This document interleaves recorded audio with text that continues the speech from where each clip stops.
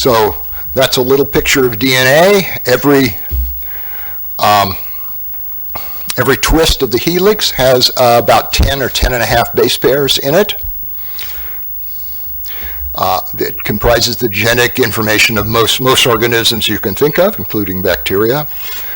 This famous double helix with the complementary base pairs is really what got us going in 1953. Adenine pairs thiamine, guanine pairs cytosine. So A pairs T, G pairs C. So if you have one strand, you would know what to put in the complementary strand, which is how essentially cells divide. It's how your genetic heritage gets passed on to your children. E. coli has about 4.7 million base pairs. You and I have about 3 billion. So in every cell in our body, that's 20 microns across, there's more than a yard, if you pull it out end to end, of DNA. All packaged in there, all packaged intelligently enough so that cells can divide and cells can function. It's an astonishing engineering feat. So here's a little slide that friends of mine made. And essentially the history of DNA sequencing. And it wasn't until the 1870s that we even knew DNA existed, and people had no idea what it was for. By the 1940s, there was a brilliant paper not everyone believed, which really established that DNA was the material of inheritance. But not until the discovery of Watson and Crick in 1953 about this double helix did it become real to biologists and real to everyone out there. It's a marvelous complementarity of the strands of the helix. And of course, everyone wanted to read the DNA sequence. And unfortunately, you just can't start at one end and go to the other. The first nucleic acid sequence that was done was an RNA slightly less than 80 letters long. And my friend's calculation on the left here, that was probably in the order of 25, 30, 40 human years of labor to get those 80 letters. And then technology really drives the subject. Technology of handling DNA and so on increased. And by the mid-1970s, there was another Nobel Prize, Crick and Watson had one, given for methods of reading DNA sequencing. And from that 1976, the basic technology for, the outline at least, the technology for reading DNA sequences remained the same until the early 2000s. We just made it better and faster and cheaper and so on.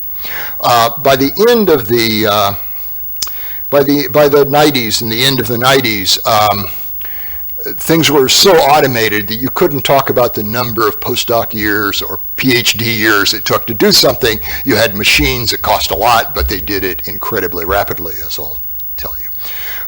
So here's a picture of, it looks better on your screen than mine. Here's a picture of the Gilbert technique. Essentially, this is, I don't know if you can see that, let's see. Yeah, so it doesn't show much. I'll walk over here. So this is the unknown strand we're trying to read. You need a template, and then we use a molecule that is in all our cells, DNA polymerase, which puts in the correct letter. Sanger's trick, reactions. In each of these reactions, say the reaction for A's, he put in some of the A's that would stop the chain from extending. So you have millions of these unknown molecules, and some fraction of them would stop when you put. This was the non-extendable A. Some of those molecules would stay here. Others would be extended until you came to the next A you were trying to add, and so forth. It's possible to measure the length of DNA molecules. We have the length until the various A's. And the reaction for T and G and C is the same. So this is a picture of size-separated DNA, and action for the A's is up here. Here's our first A. There's the second one. There's the third one. These are measured in something where the small pieces go farther than the big pieces. And so the same for the ATGC. This looks like it's a very easy process to tell that there was, since an A was filled in here, the original template had a T, and so forth. But in fact, these things came out on something called gels, and they would be curved. It was sometimes impossible to tell how they slotted together. It was really a kind of a nightmare to do the work. So what happened was in the 90s, automated sequencing machines came along, and these A's, the letters were labeled with fluorescent dyes, so you no longer had to stop things at that point. Just the fluorescent dyes went by an indicator when you're measuring lengths. So you just had to have four different colored dyes. And that way you could run all the 4 channels you could run in one channel so that already you reduced the cost by a fourth, but you could do very small channels, and it became very intricate. And the slides that I just showed you with the bars in it become traces with different colors, each color representing one of the letters, and so you would start trying to separate these peaks from one another. So from the beginning of the sequence, and like where there's lots of a large peak there, that's 2 C's. You can imagine if you had several guys together, it's easy to be confused whether it was 2 or 3 or 5 or 7.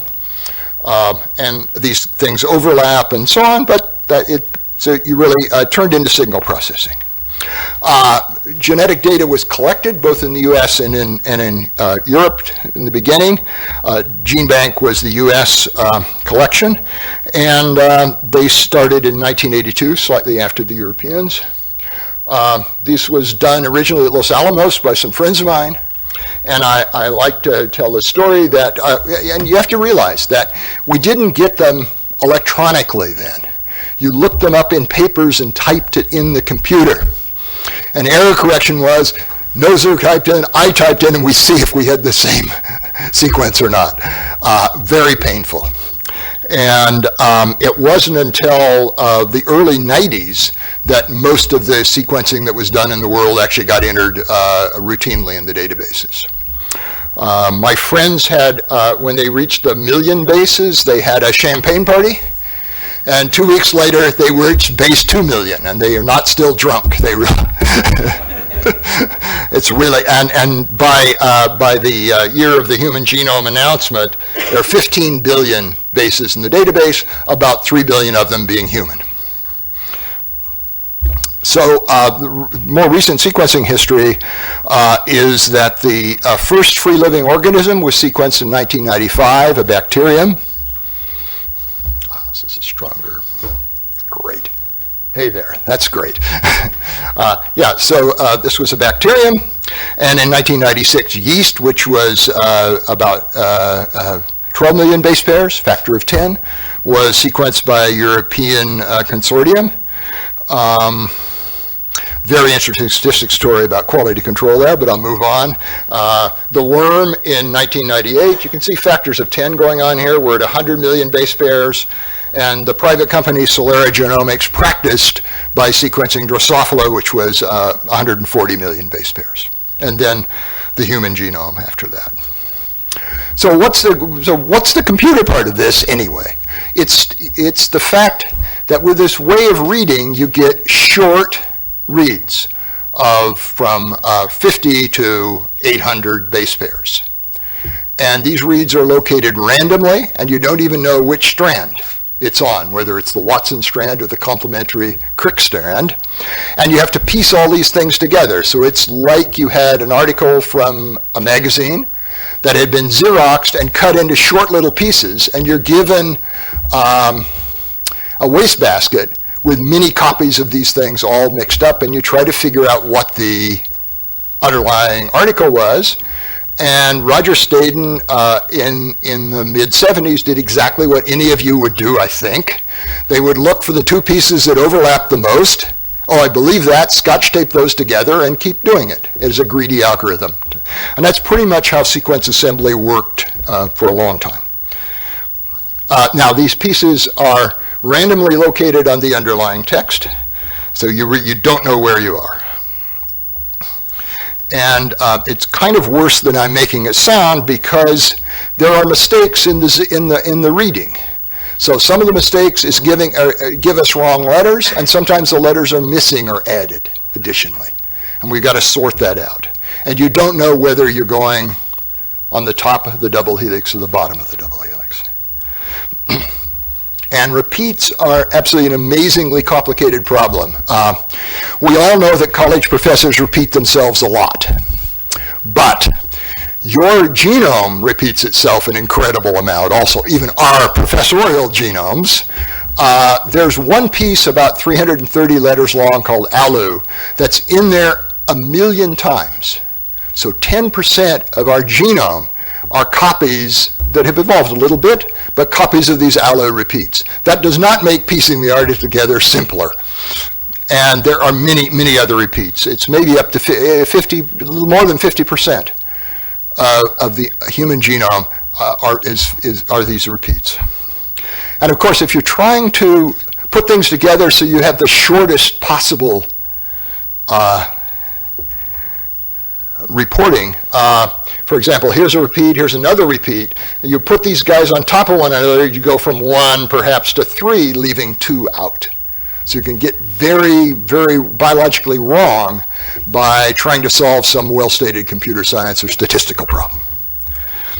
And so here's the picture of how people did it until recently. So we have all these different reads, and we look for potential overlaps between them. And then we take all those overlaps and we try to find a bunch of overlaps that's consistent with an underlying text. That's the overlap layout. And then when we have that, we try to do the alignment of the letters to call the original sequence down here.